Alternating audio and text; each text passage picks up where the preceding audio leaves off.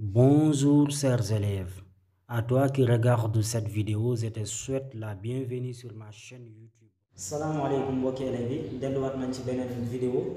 tey nag dañuy def étude de fonction numérique pour waa classe terminale L. Je précise bien waa classe terminale L parce que lii waa S day facile ci ñoom ba mu ëpp mais bu ko defee dañuy def benn exercice boo xamante ni dañuy jéem a traiter question yi nii mooy maanaam nan la ñuy déterminer le domaine de définition. Nous déduisons des asymptotes, ensuite nous déterminons les réels A, B, C tels que f de x nous avons ax plus b plus c c'est x moins 1 et nous montrons que la droite D d'équation ax plus b est une asymptote oblique. Ensuite nous étudions la position relative de la courbe CF par rapport à la droite D. Les questions que nous avons dit ci exercice bi bu ko defee ñun suñu gisee exercice bi on a g de x est égal à moins x carré plus 7x moins 10 c'est x moins 1. Légui nature fonction bi ça c'est une fonction qu'on appelle une fonction rationnelle mooy fonction boo xamante ni quotient la dafa am numérateur ak dénominateur lii fonction rationnelle la bu ko defee lan mooy nekk domaine de définition d'une fonction rationnelle mooy le dénominateur li nekk ci suuf day différent de 0 parce que on ne peut pas diviser par 0 en mathématiques loolu mënul nekk on ne peut pas diviser par 0 donc domaine de définition d'une fonction rationnelle, moi fonction bonne, A sur B, il faut que le B soit différent de 0. Dans ce cas, on va dire que g de x existe, si et seulement si x moins 1 différent de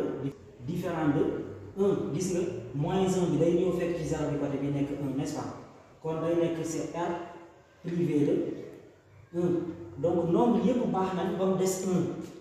Parce que tey su ma remplacé fii par 1 moins 1 daf ma jox 0 te waxoon naa leen kenn mënut a diviser par 0 loolu mënul nekk kon nag D de G mooy domaine de définition de la fonction G est égal à quoi? C'est égal à li ko tàmbalee moins l'infini ba 1 ma exclure 1 parce que 1 bokku ci i ñëw 1 ba plus l'infini gis ngeen kon lii moom mooy nekk domaine de définition.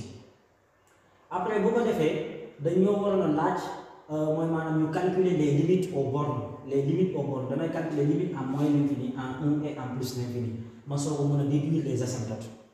donc limite aux bornes nag bu ko defee damay naan calculer limite quand x tend vers moins l'infini damay commencer borne bi quoi moins l'infini de g de x égale limite est égal à limite quand x tend vers moins l'infini gis ngeen fii limite en l'infini mooy maanaam limite en plus l'infini wala en moins l'infini limite en plus l'infini wala en moins l'infini d'une fonction polynôme wala fonction rationnelle bu ko defee damay calculer la limite du monôme du plus haut degré lii mooy ay monôme bii monôme la bii tamit monôme la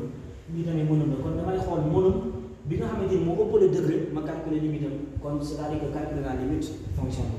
dans ce cas damay def liste également fii monôme bi ci kaw c'est moins x carré, n'est-ce pas? On va dire moins x au carré divisé par les bini monome x donc le x. Dans ce cas, phi est égal à quoi? Phi souvent possible, moins x carré, moins x multiplié par x, n'est-ce pas? Divisé par x. Donc, comme multiplication, on a fait simplifier. Ça dit que phi il faut un x. Xam ngeen x infini bii dama koy remplacer par x bii nii x bii dama koy remplacer par moins l'infini x bii moom lay remplacer par moins l'infini kon daf may jox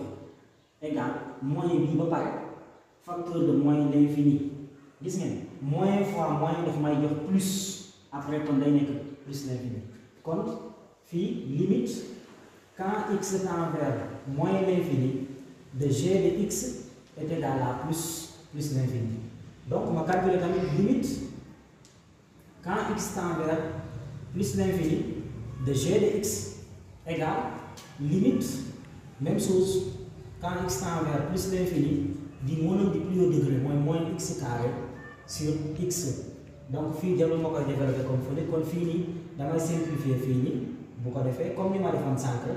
dans ce cas kon damay day des fii xam ngeen moins bi kon x benn x moo fi des kon x boobu dañu koy remplacer par plus l'infini bu ko defee lan mooy des kon moins fois plus kon daf may jox moins gis ngeen égal moins ba pare mu nekk moins infini dans ce cas damay ne limite quand x tend vers plus l'infini de g de x est égal à moins moins l'infini gis ngeen léegi nag ma ñëwaat tamit calculer naa limite en moins l'infini calculer limite en plus l'infini mu des limite en 1 ma ne limite quand x tend vers 1 de g de x égale donc c'est-à-dire que est égal à limite quand x tend vers 1 léegi nag damay bindaat g de x mooy maanaam moins x carré plus 7x moins 10 sur x moins 1 kon fii lan lay signifier mooy maanaam 1 bi moom la fu am x dama koy remplacer par 1 loolu lay signifier quoi fu am x dama koy remplacer par 1 ci kaw ak ci suuf yëpp égal donc fii damay am moins 1 au carré plus 7 multiplié par 1 ensuite moins 10 divisé par ensuite 1 moins 1 gis nga lii laa am ci kaw te moins 1 au carré 1 la ak moins bi mu nekk moins 1 ensuite 7 fois 1 mu jox ma 7 ma am plus 7 moins 10 divisé par 0 damay am égal ñaar yi su ma leen boolee damay am 6 plus 6 moins 10 kon daf may jox moins 4 sur 0 te lii la ñuy wax forme indéterminée lii kon damay bind fi parce que on ne peut pas diviser par 0 lii forme indéterminée fii en faisant quoi damay chercher le signe de x moins 1 ma ne cherchons le signe de x moins 1 damay chercher signe kii kon x moins 1 égale 0 quand est-ce ce qui implique que x est égal à 1 ma defar tableau de signe fii def ni x fii moins l'infini 1 moo koy annulé plus l'infini voilà bi def ni donc damay am x moins 1 xam ngeen ni côté bii c'est négatif côté bii c'est positif léegi nag gannaaw moo amee tableau bi damay calculer ma ne limite quand x tend vers 1 ci ban côté bii côté gauche dans ce cas 1 à 1 moins wala ma bind 1 à gauche ñaar notation yi baax na kon damay jël 1 moins de g de x égale limite quand x tend vers 1 à gauche quoi moins 1 bi mooy signifier à gauche de 1 côté gauche de 1 damay am moins 4 sur 0 léegi 0 bii ci côté gauche am ban signe la am signe négatif moom moo waral lii moins bii gis ngeen ma bind égal léegi damay jël moins fois moins daf may jox plus ma am plus infini ci côté droite bi tamit ma defaat noonu limite quand x tend vers 1 plus mooy côté droite de 1 de g de x égale limite quand x tend vers 1 plus 2 moins 4 sur 0 plus donc fii tamit damay jël moins fois plus daf may jox moins l'infini léegi nag su ngeen seetloo limite quand x tend vers 1 réel d'une fonction ma trouver infini conclusion mooy la mooy maanaam la droite d'équation delta su ma neexee tuddee ko ni la droite delta d'équation x égale 1 et asymptote dama ko abrégé asymptote verticale à CF fu ngeen calculer limite quand x tend vers 1 réel a